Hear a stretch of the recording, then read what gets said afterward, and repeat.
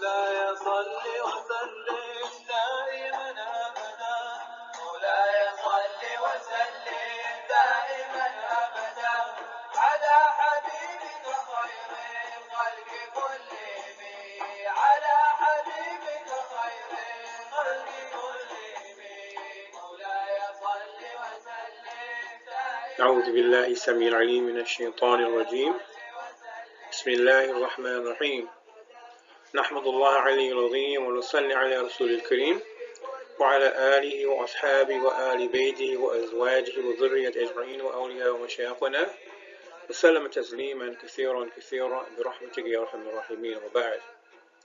Alhamdulillah, Allah Ta'ala has allowed us to come together for this auspicious occasion of commemorating or remembering or recounting a little bit of the history of the Muslims of African descent in the Americas. This is a perspective on early Islam in the Americas, historical accounts of a forgotten legacy.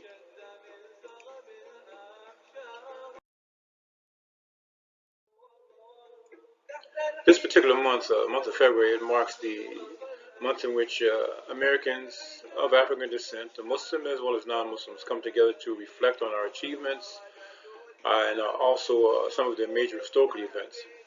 This history doesn't begin in America, it begins in our place of origin. It's a rich history that predates the transatlantic trafficking of human lives.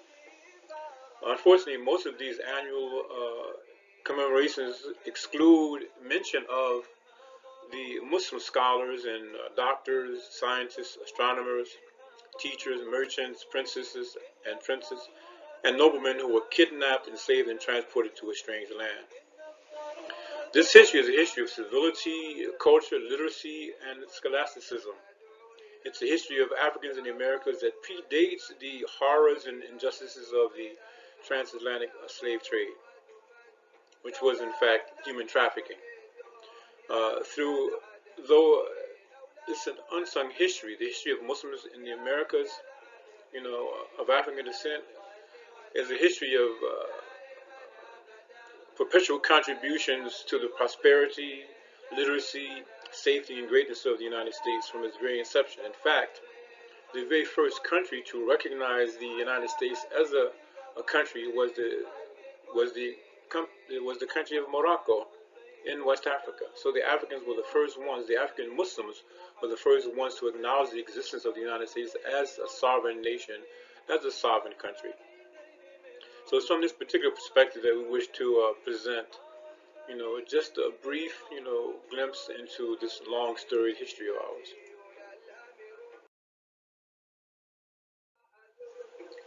Now they came before Columbus. We're talking about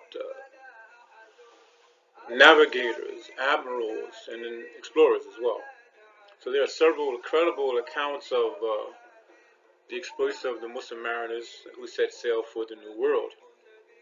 The Muslim historian Abu Hassan Ali ibn al-Hussein al-Mas'udi, he wrote in a book entitled Muraj al-Zahab wa Ma'adan al-Jawhar that Kashkash ibn Sa'id al-Aswad, the Andalusian Muslim navigator from Cordoba, and which is now known as Spain, sailed from Delba in 889. He crossed the Atlantic and reached an unknown territory and returned with fabulous treasures.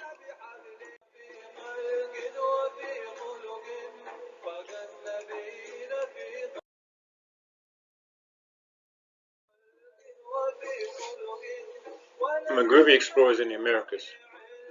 Another famous geographer and cartographer, mapmaker, was Sharaf al-Idris. He wrote in his book, Nahzad al-Mushtaq fi Iktiraq al-Afaq, excursion of the longing one in crossing horizons, meaning the horizon as far as you can see. They want to go past that. That a group of seafarers from North Africa sailed into the sea of darkness and fog, meaning the Atlantic Ocean, from Lisbon, Portugal. They reached an island that had people and cultivation on the fourth day. It is said that a translator spoke to them in the Arabic language. In 1291, Sheikh Zainuddin Ali ibn Fadl al-Mazandarani, he traveled from Tarfaya in southern Morocco to Green Island in the Caribbean Sea. So the details of his travels are found in many Islamic literature reference books. In the book Masalik al-Abrar fi Mamalik al-Amsar, the pathways of sights into the provinces of kings, by Shahabuddin Abu al-Abbas Ahmed ibn Fadlullah al-Umari, he mentions that this geographical exploration went beyond the darkness of the seas as mentioned by the Malian sultans.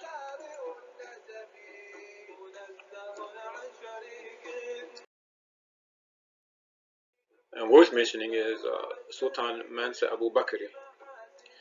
Mansa Musa Abu Bakri was in fact Mansa Abu Bakri II. He was the older brother of the well-known Mansa. Mansa in the language of the Hausa is means paramount chief. So Mansa Abu Bakr, or Mansa Abu Bakri as it's pronounced in West Africa, you'll find variations of how they recite or say specific names. Babakar, Abu Bakr, these are all the same. Al-Umari, he mentions that Mansa Musa, in a conversation with him, he said as follows: the rulers who preceded me did not believe that it was impossible to reach the extremities of the ocean that encircles the earth, meaning thereby the Atlantic Ocean, and wanted to reach that, and obstinately persisted in the design. So he equipped 200 boats full of men, like many of others full of gold, water, and victuals sufficient enough for several years. He said that he ordered the admiral not to return until they reached the extremities of the earth, or the ocean, the horizon, and if they had exhausted their supplies and their provisions. So they set out, and their absence was extended over a very long period of time. At last, only one ship returned.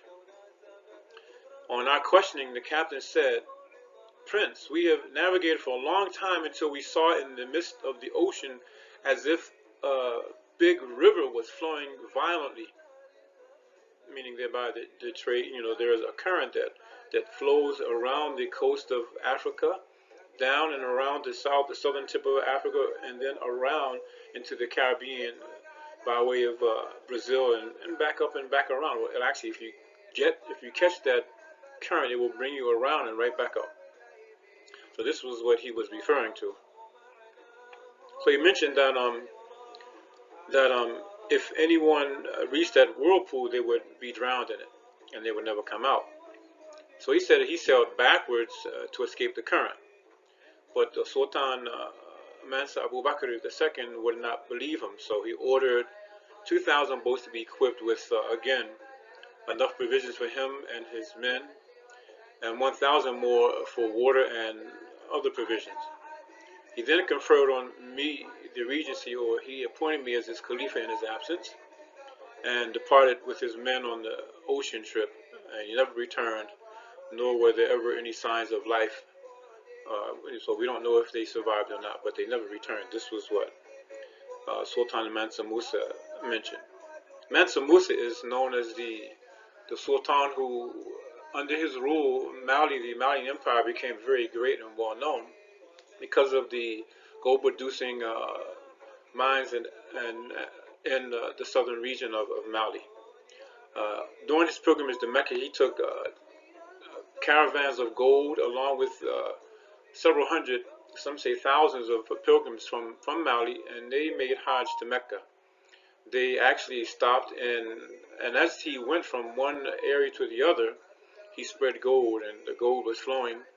And it said that when he reached Cairo, he upset the balance of trade because the price of the price of gold went down, the price of commodities went up because there was so much gold in the empire at the time. So he was very generous. Let's mention some of the great West African empires. Chief among them are Ghana, that is, Mali, and Songhai. The Ghanaian Empire lasted from between 1700 to 1100. Mali from 800 to 1510. Songhai from 1300 to 1600. So Islam was introduced into Senegal around toward the end of the 11th century. The famous Berber tribe al-Murawitun, al-Muravites, they Latinized their name, helped to stem the tide of European expansionism into West Africa and Morocco and south of the Sahel. There, Sheikh Abdullah bin Yassin was based on an island at the mouth of the river Senegal. And he sent Mubalighin, he sent missionaries into the interior who brought the message of Islam to most of the people of Senegal and the Sahara. So Islam came to Kanem in the 11th century during the glorious heyday of Mali and gained a foothold in Borno and Bagirmi in the 16th century, that is, and in Wadiya in the 17th century. During the 11th and 12th centuries, the rulers of Jenni, Chakro, and Mali on the upper Niger and the princes of Ghana embraced Islam. So we see here the timeline. See the timeline here.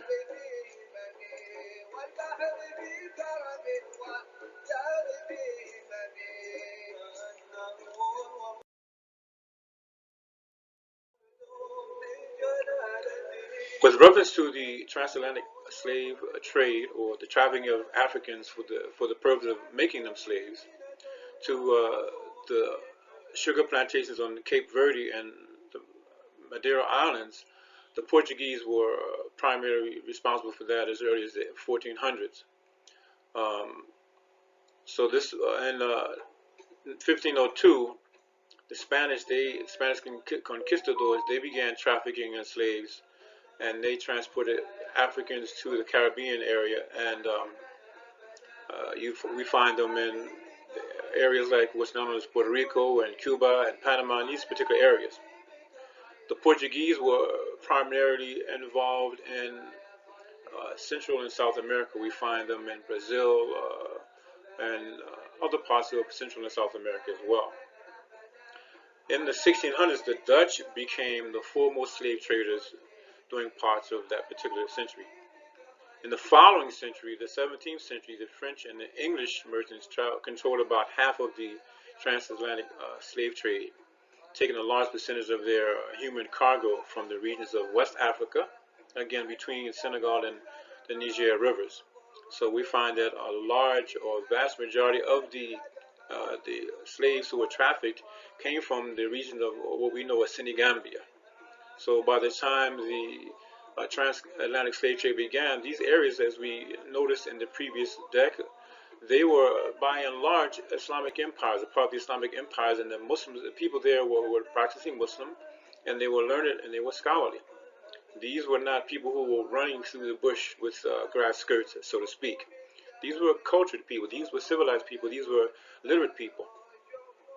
The estimates are that several 100,000 Africans were taken to the Americas before the 1600s. In the 17th century, however, demand for the slave labor rose with the growth of sugar plantations in the Caribbean and tobacco plantations in the Chesapeake region of North America. So we're talking about North Carolina, South Carolina, parts of Virginia. This is the Chesapeake Bay area, Maryland. All these areas were areas where the tobacco trade was one of the largest means of enterprise, or seeking enterprise, or making money, or business. So it is said that nearly 3/5 of the total volume of the transcontinental slave trade took place in this particular region during the 17th century.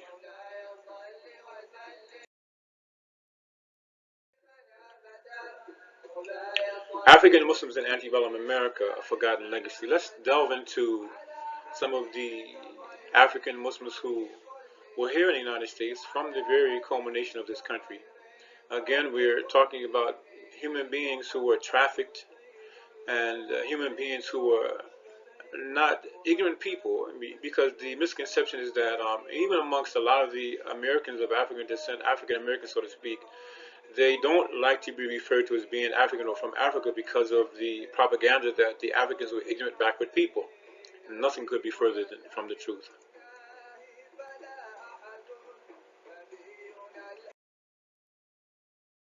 Let's begin with Yarrow Mamout, a Muslim among the founding fathers. Yarrow Mamout, he was born in Africa around 1736, and he was kidnapped and enslaved when he was around, when he was a teenager. Some say he was maybe 16 or 17 years old.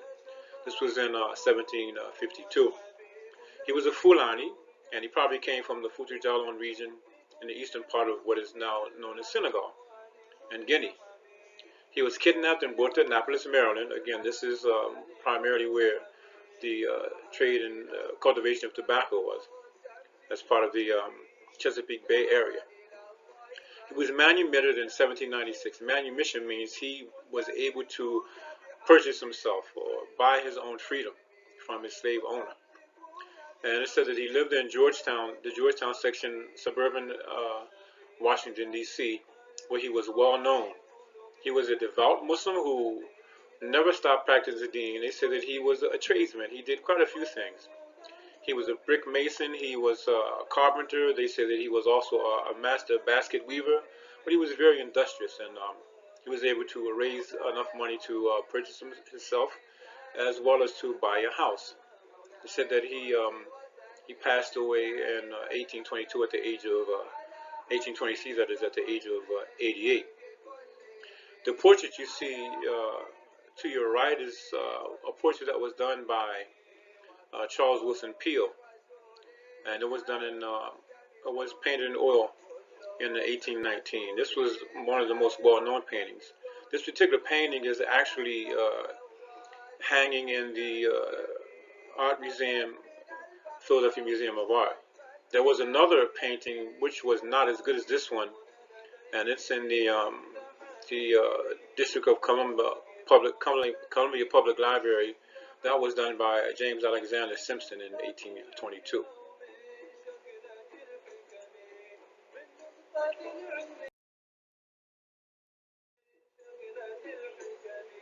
Hafiz Ayub ibn Solomon Jallo, rahmatullah alayhi, he was born in Bando in Futu Toro, of a Fulbi Muslim family. And Hafiz Ayub became known as Job bin Solomon, in English, rough English translation. Job bin Solomon, the fortunate slave. He was educated and prominent.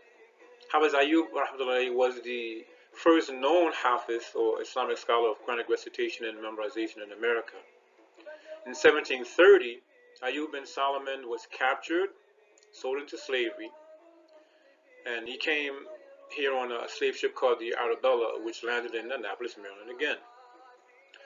A tobacco farmer named Alexander Tosti of Kent Island purchased Ayub and renamed him Simon. Ayub bin Solomon, he escaped captivity and made his way to Delaware, which is where I was actually born, subhanAllah. This was around 1731. And he was captured and arrested for not having a travel pass. So once back on the plantation, Ayub, his owner, provided him with a prayer space, or musalla, and made his enslavement a little bit easier. But slavery is slavery nonetheless. Ayub, he later wrote a letter in Arabic to his father for his freedom. Somehow the letter reached the hands of James Oglethorpe, who was the deputy governor of the Royal African Company at the time. After reading a translation of the letter, James Oglethorpe decided to help Ayub become free. By 1734, Hafiz Ayub he received his freedom. When he first arrived in England, he wrote the Holy Quran down 3 times from memory. Now, the thing about Hifz in West Africa is that the Hufaz of Africa, of West Africa in particular, they have some of the strongest Hifz in the world, because not only do they memorize it by rote memorization, by reading it over and over and over again, but they actually have to write it down on a board. So we see here one of the an example of one of the boards that they would use to write the ayah of Quran Majid. So they would write a specific passage, and they would have to read it back to the teacher. But if they couldn't write it, even if they could read it and even if they could recite it, if they could not write it on the board, letter for letter, word for word, they would not be certified as Hafiz. So we find that this is the strongest aspect of Hifz, that even if it was conceivable that all of the copies of the Holy Quran could be, in fact, destroyed. The Hufad, the protectors of Holy Quran, would be able to write it from memory, as did Hafiz Ayub ibn Solomon and the ulama of Quranic recitation and the memorization of Quran did in West Africa. So again, by July 1735, Hafiz Ayub, he reached his homeland and his family. Lamin or Alamin Jai, born in Timbo, was Ayub's friend, who was captured with him and received his freedom a year later after Hafiz Ayub, rahmatullahi. Let's talk about the Emir of Sapelo, Bilali Muhammad. Sapelo is an island off the southeastern coast of Georgia. And in 1803, Bilali Muhammad, also known as Ben Ali, was kidnapped and trafficked into slavery to a plantation owner on the island of Sapelo. So according to a history of Sapelo Island written by one of his descendants, Miss Cornelia Bailey, I had the good pleasure of meeting her some years ago. Her book entitled God, Dr. Buzzard, and the Burrito Man. Bilali was from Sierra Leone, according to her, and was a master cultivator of rice, which was a skill that was prized by Georgia plantation owners. William Brown Hodgson in 1857 and other scholars that met Bilal, the Emir, claim he was born in Timbo, Guinea around 1770 to a well-educated African Muslim family. So Bilali Muhammad, from most accounts, was a Fula from Timbo, Futa Jalon in present-day Guinea.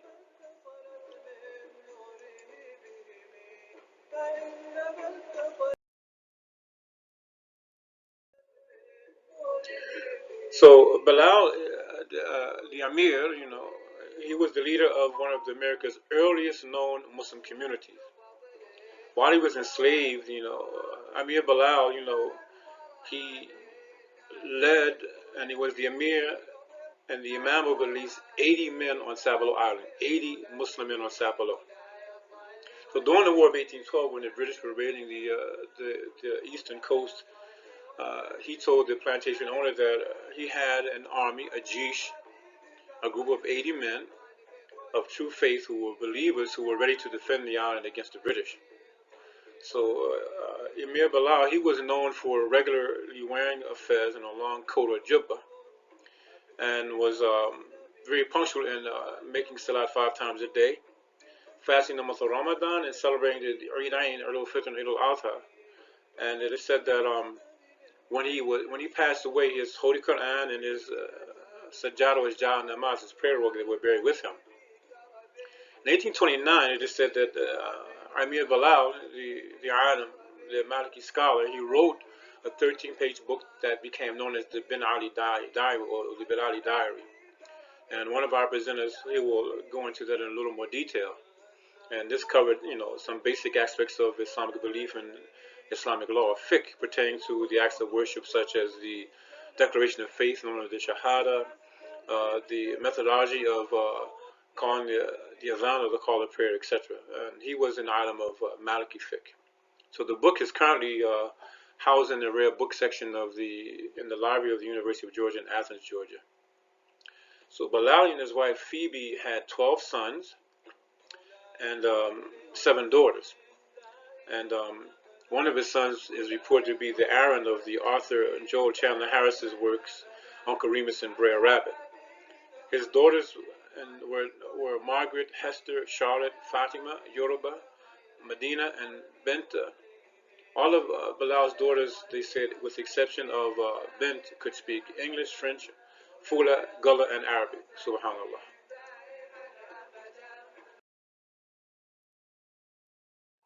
We have 2 or more individuals we'd like to touch on. First of all, Al-Hajj Umar bin Sa'id.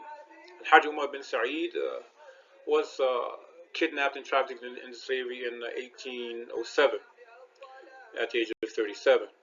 Hajj Umar was a Fula born in Fotutoro in present-day Senegal. So you can see the common trend or common thread through all these gentlemen is that they came from the Senegal and Gambia area, Gambia region. And a large majority of the captives were brought from that region. So they were, in fact, coming from practicing Muslim families by and large, we don't know the particular number, and we won't debate that point.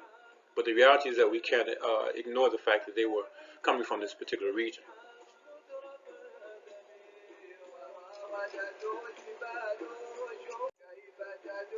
So Hajuma, he was a slave in South Carolina, in Charleston. He escaped and was captured somewhere near Fayetteville, North Carolina in 1810. The jailers, they realized that he was a literate man because they saw writings on the walls. It said that the alim al-Hajj Umar, he wrote some Arabic inscriptions on the wall with charcoal. So he was able to convince General Owens, a general in the state militia, and the brother of John Owens, who later became governor, to purchase him. And because he escaped from the other slave owner because he was very harsh and very cruel.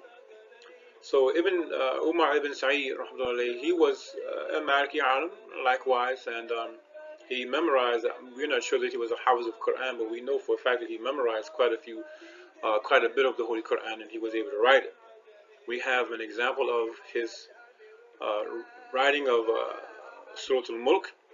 It begins with Bismillah ar-Rahman ar-Rahim, and then it goes into Allahumma sallallahu ala Sayyidina Muhammad, and then Tabarak al-Ladhi biyadihi al-Mulk.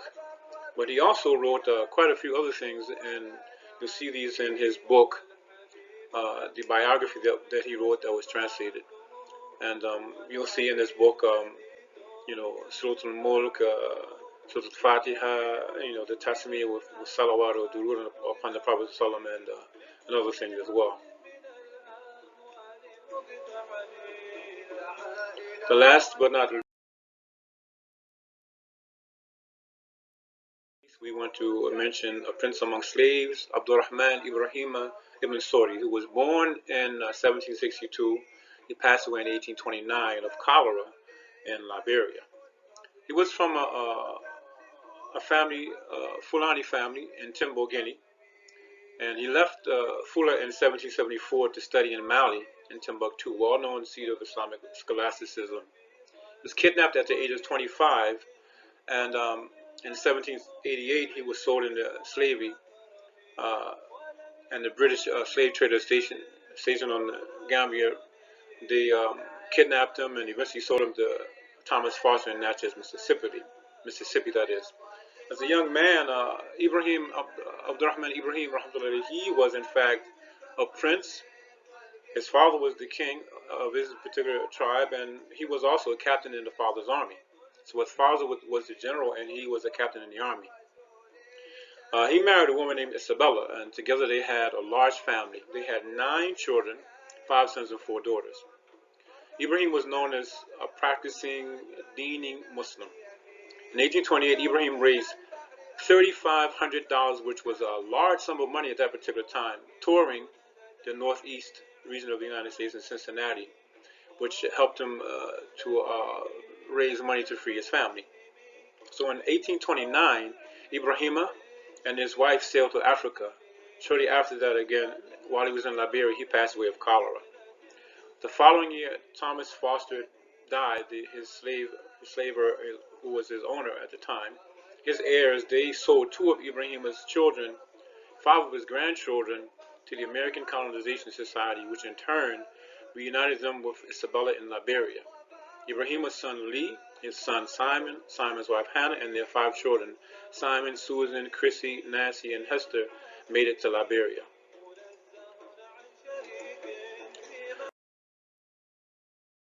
For more information on this particular topic, you should, if you can, find a book and read the book by Dr. Alan Austin, African Muslims in Antebellum America. Dr. Sylvain Joseph's book, Servants of Allah, African Muslims Enslaved in the Americas. Terry Alford's Prince Among Slaves, the story of an African prince sold into slavery in the American South. Omar ibn Sa'id, a Muslim American slave, the life of Omar ibn Sa'id, his biography that was translated and edited by Allah al-Rais. And also take a look at the website muslimsinamericas.org. وصلى الله على سيدنا ومولانا محمد وعلى آله وصحبه أجمعين وسلم تسليما كثيرا برحمتك يا أرحم الراحمين.